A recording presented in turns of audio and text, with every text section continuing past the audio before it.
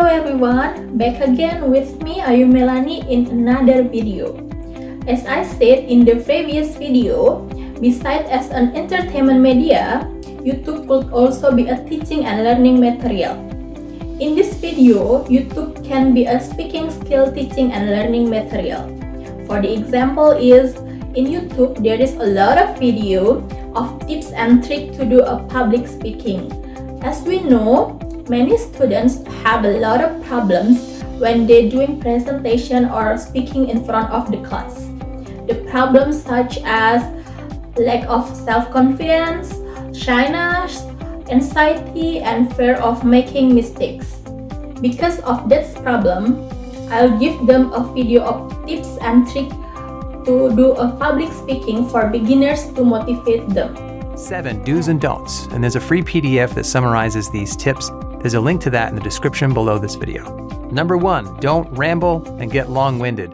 This is the most common complaint that audiences have when listening to speakers. And that's because long, rambling messages make it difficult for your listeners to follow along. Instead, organize your presentation in a clear introduction, body, and conclusion. And keep your introduction concise. Give the central idea or key theme of the message and preview your main points. Then organize the body of your presentation around 3 clear main points. Say first, second, and third when you get to each of those points.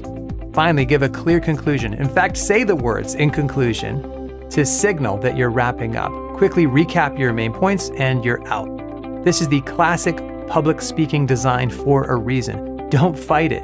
Trust that this basic design will work for 90% or more of your messages, especially if you're a beginner. Your audience will be grateful that you had a clear plan, and they'll remember what you said, which is the whole point of preparing a message like this in the first place.